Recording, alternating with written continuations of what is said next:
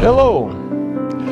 Today I'm starting a new series of the interviews where in English language we'll be talking about pretty much everything. But the main idea is that some of my guests will be from the United States of America, Americans.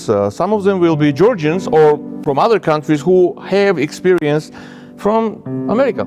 They'll tell us their adventures, their stories related to both either America or Georgia. The bottom line is the idea is to strengthen relationships between our countries and get to know more about each other, get to know more about culture, society, and to become better friends. So my first guest in this series will be my friend, he's American, Sid White, who has an incredible story. He's from Los Angeles, but in 1995 something very important happened in his life that forever connected him and his family to Georgia. So let's meet Sid and find out what happened. Hello. So Sid, welcome to Thank you. beautiful Bioli. And well, you're my first guest. I'm honored to have you as my first guest. I'm starting a series of interviews. So these talks will be just, talks from the heart. Just the conversations that will last forever. And, Perfect. let's start. Let's do it. Let's do it. So, Let's do it. So, where were you born? Ramaz, I was born in a small village in the state of Pennsylvania in northeastern U.S. I would call it small village Amish adjacent. And what does that mean? If you know a little bit about the Amish religious sect, you know that they don't have electricity, they don't have indoor plumbing, they don't use gasoline machinery to do their farms. I lived adjacent, which to me meant we used electricity, but we didn't have indoor plumbing.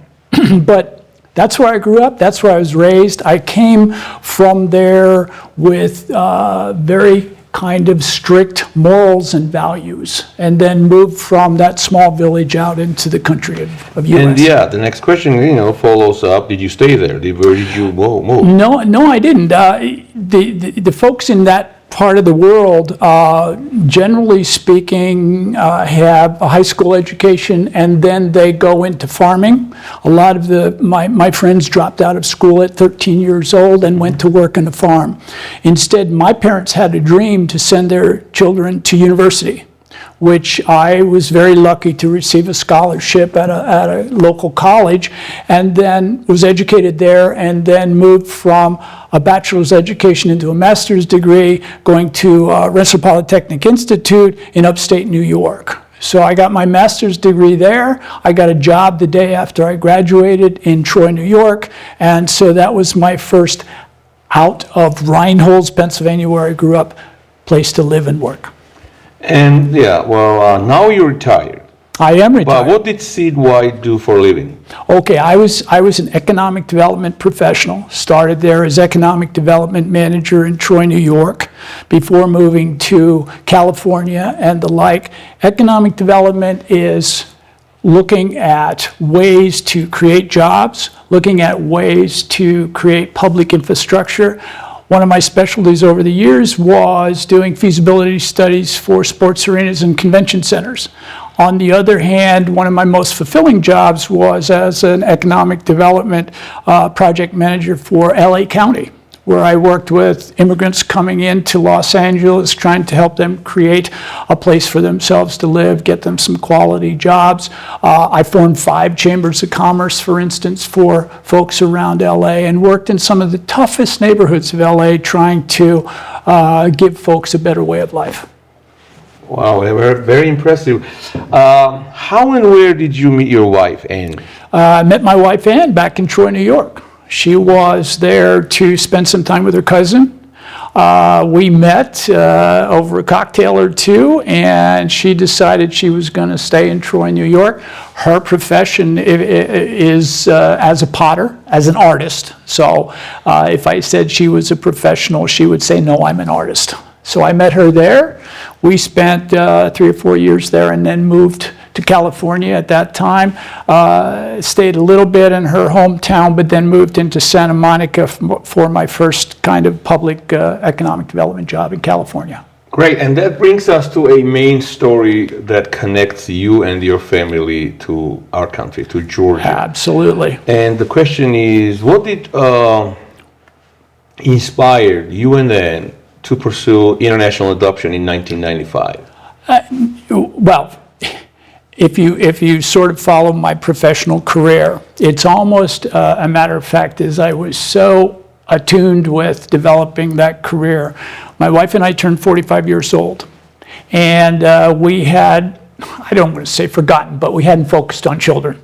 And then at a moment together, we were looking at houses, and I said, well, wait a minute, we're buying a house suitable for children. What are we going to do about that?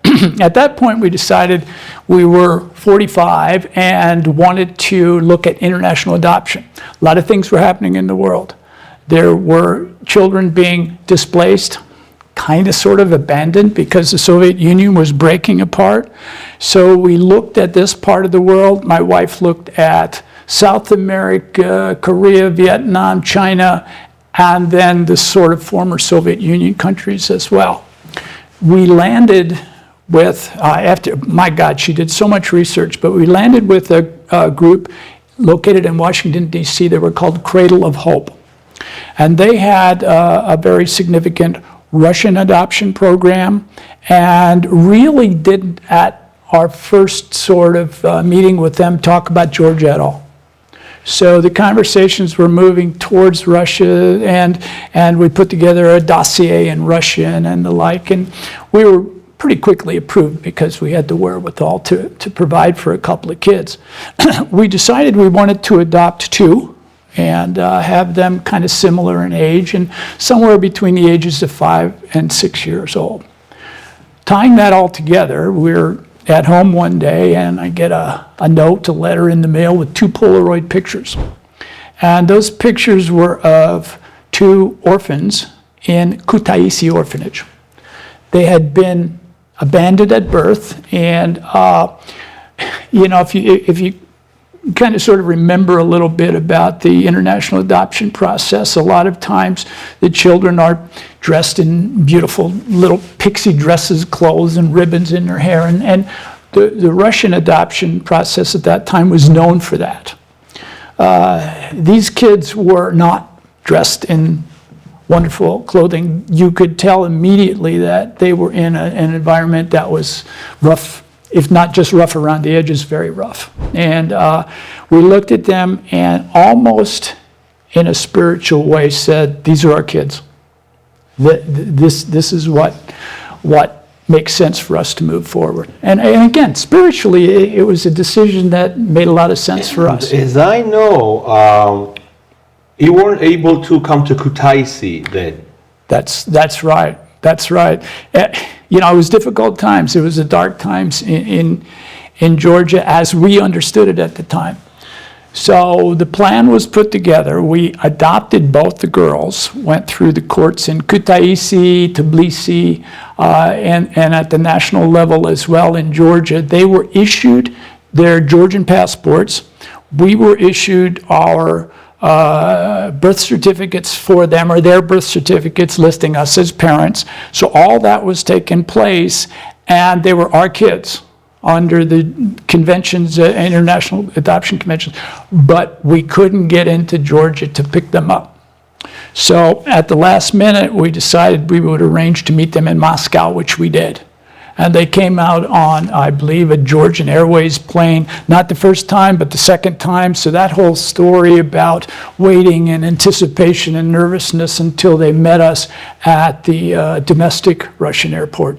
They came off the plane, they were dressed in our clothing, which we had sent for them, and knew that we were their newest parents, and they were happy kids. So for the viewers who don't know, I'll explain. Kutaisi is the second largest city here in Georgia. It used to be, ancient Georgia's capital too. Yes.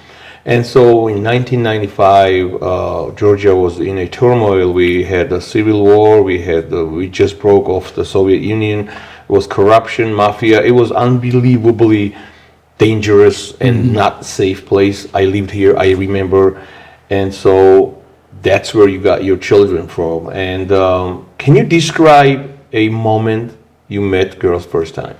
The moment we met first time, they came running off the plane, and they ran towards us. I mean, what a freaking moment. It was like they were in our clothes. They came to us, they stood there. I put one of the children on my shoulders, and the other child, Elizabeth, actually stood below. She was a little bit more shy. Rebecca was a little bit rambunctious at the time, but the folks who brought them out to us sort of took a step back, and we immediately sort of started establishing a bond. And it was brilliant, absolutely brilliant. I have pictures of my two daughters, our two daughters, standing there at the airport, one on my shoulders and one standing below. What were their Georgian names? Salome, I can't pronounce the last name, I won't try, and the other was Nana. Salome and Nana, and what is their American names? The American names are Rebecca Salome White, and Elizabeth's name is Elizabeth Nana White. Beautiful. So you took them to Los Angeles. We did. And what challenges did you face raising two girls from totally different culture in Los Angeles? Wow. I'll say one note. Los Angeles is incredibly diverse. So believe it or not, there were resources there for us to take advantage of. And the girls didn't speak English, we didn't speak Georgian. But in order to sort of facilitate our combinations, we learned 30 or 40, at the most 40 Georgian words, come, sit, bathroom, sleep, and whatnot. But they were both 5.5, so when they set foot in California, we took 6 months because they had really never seen a car. They were scared of birds. They were scared of dogs. They had stories told to them in the orphanage about wolves and Russian history. And I mean, it was incredible. Slowly, we put them out in the environment with us, supermarkets. One of the things that we did right away, and this is a credible story, was as the doctors who did their medical work said, take them and let them run free. Because frankly, they had been in a very constrained environment. We took them to large soccer fields in Los Angeles, and I would let them run. And they would just go and go and go until I was, at that age even, knew I had to run like heck to go get them because they were free and footloose. The funniest story was when they realized that they had hair that would grow. And I say that because in the orphanage, their heads were shaved because of conditions, lack of a better term. So as they were running one day in the wind, I remember Elizabeth sort of looking up and feeling a little bit of hair coming down on her forehead. And what a moment. To look at these girls and know that was one of the things that they could feel in life that made them feel free. Anyway, you stop me if I get too winded, but no, it's very interesting. The first thing then was to go to kindergarten, and we put them in a Montessori school first of all, which is a very gentle kind of school where they focus on emotional issues and the like that are happening, and dress them up and give them their little backpacks just like the kids do. Took them to that school. That was their kindergarten years, and then we took them to an elementary school, public, of course. And here's where I tie in the diversity in LA. So they were starting to speak a little bit of English, and we didn't push that on them. They went to school, and because LA is so diverse, they went to an English as second language school, but the first language was Spanish. So they came home speaking Spanglish/Georgian, and then we took, again, this takes care of a resource, or we used a resource. The school district said, you need to put them in an English-only school. So, but that's part of LA. That's part of an international life. We put them in an English-only school, and then they started to develop their English skills. And I mean, you were there when you brought them to Los Angeles. Can you remember, like, how were they different from American children? They were they were much more shy. They were apprehensive because the world to them was an incredibly new and very different place. And if there's one thing that stood out in our relationships, it was that they had absolutely no idea. So they had 5 years without, frankly, and I say this brings a tear to my eye, without much stimulation at all. So they really didn't get to play. They weren't free. And the orphanage workers did the best they could. But when our kids came to LA and they had the plethora of food and options and having to make a decision. Here's a great point. We were counseled, and we would do, people, social workers and things would help us, or therapy, whatever the term is, and they would say, these children have never had to make a decision on their own. And this was kind of foreign for us. So they would get up in the morning and they'd have to dress for school. And, Americans, we have choices, and we'd say, oh, what would you like to wear today? And maybe lay out 2 or 3 options for them. That was very difficult. They sort of froze because they never had to do it before. In the orphanage, every decision was made for them. So that was probably the most pointed aspect of their growing with us. And then, of course, as they became more and more acclimated to the environment, then, believe it or not, they wanted the choices, and it was fun for them. And they just grew up in that environment. Can you share some of your favorite memories of raising them in Los Angeles? Oh my God! Okay, so typical LA. Favorite memories are taking them to Disneyland. Of course. They went crazy. We had annual passes to Universal City. We had annual passes to the LA Zoo. We would take them there weekends to, meander amongst the animals and have lunches. Dodger game, fantastic. Those are all the iconic Los Angeles experiences. My favorite, of course, is Venice Beach.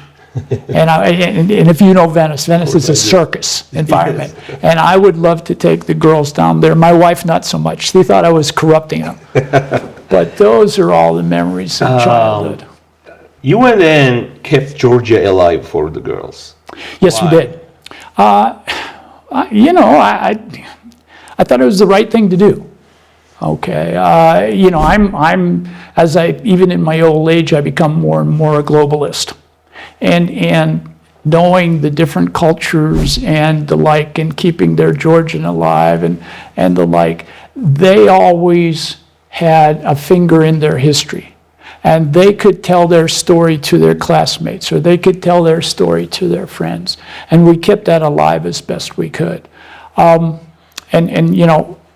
Coming back to Georgia, when they graduated after university, that was a big deal.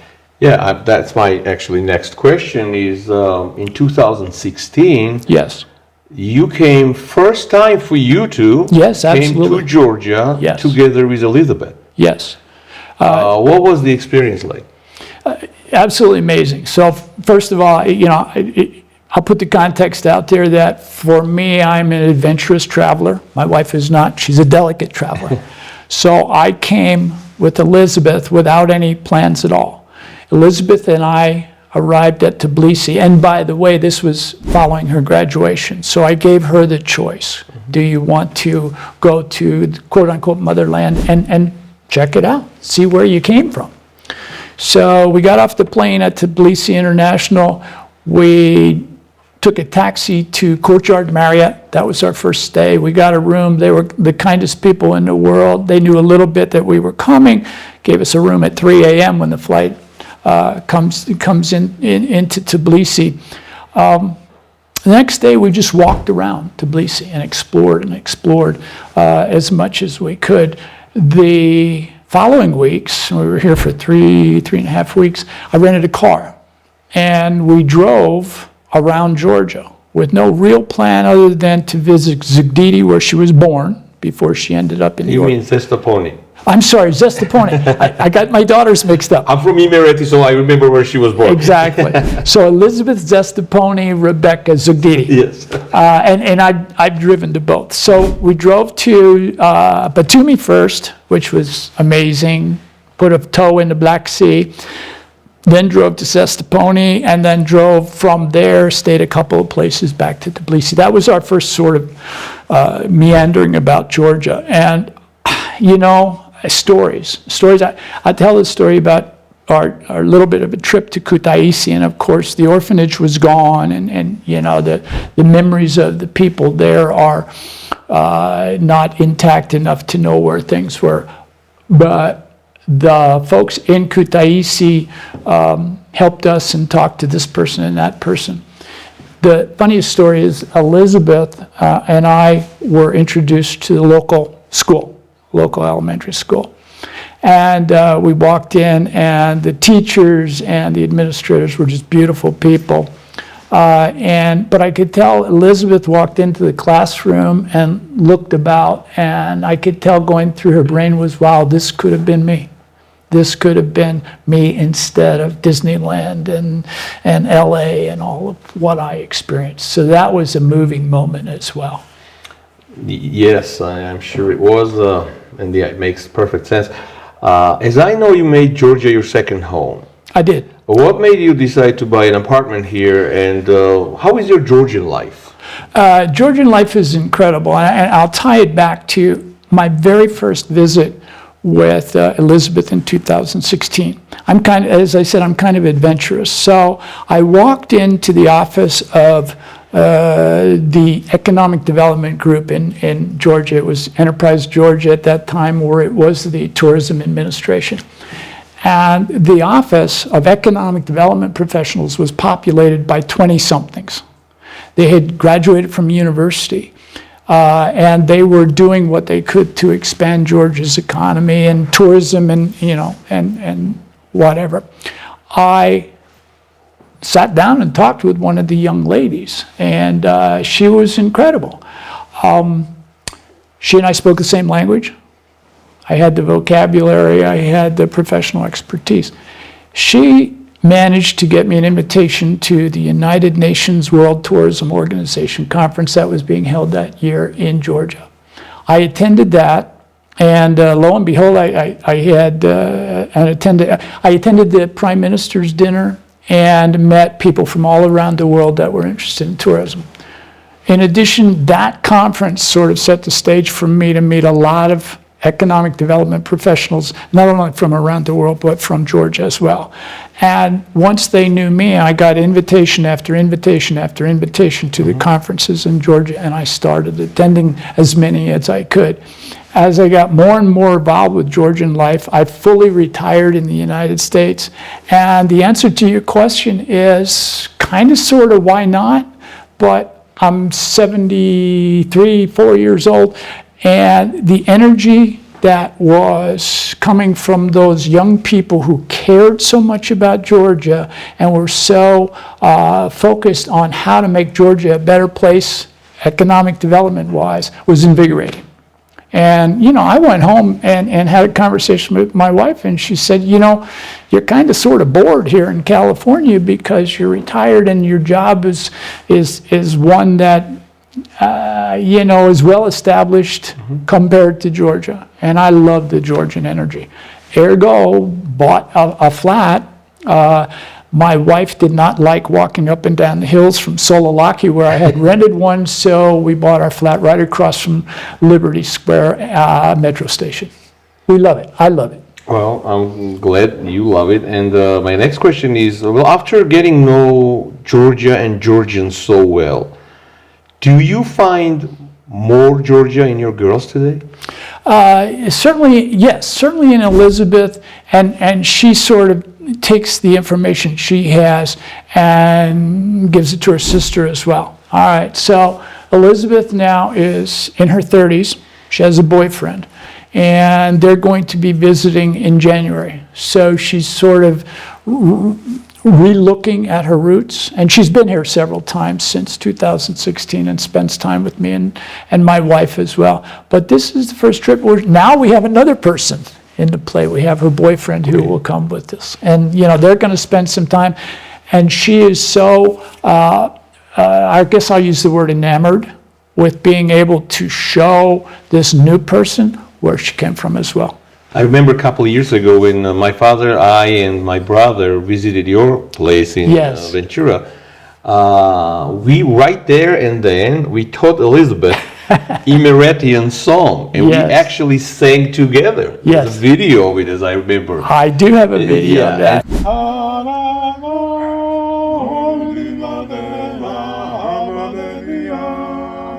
There you go. Incredible. So yes, there is some Georgia in her, and I'm glad she loves Georgia. Yeah, I'm definitely. I just add to that one thing. When we first came over in 2016, we walked the streets of Tbilisi, and as we got home to California, she said to my wife, she said, "Mom, they all look like me." There you go. Well, that's great. What advice would you give to parents who are considering international adoption today? It's the most amazing experience from so many aspects. It gives you the extra sort of feeling of doing something that's good for the world, as opposed to just the U.S. It expands your horizons.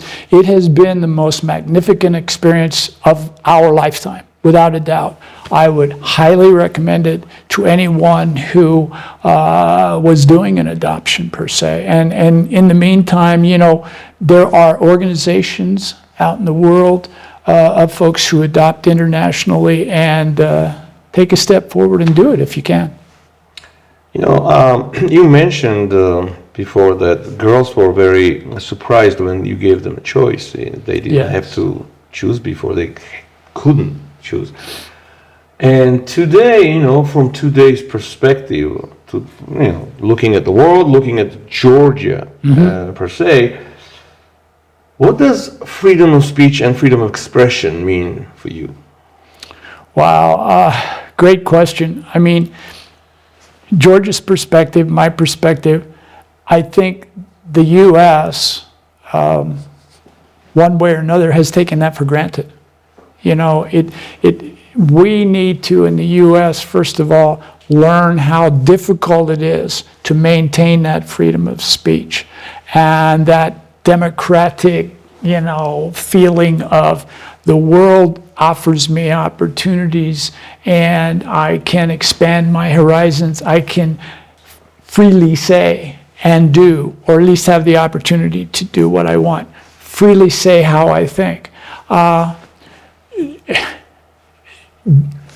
say that in the context that somehow the Georgian folks, my Georgian friends especially, are fighting like heck to maintain that freedom of speech, establish that freedom of speech here these days.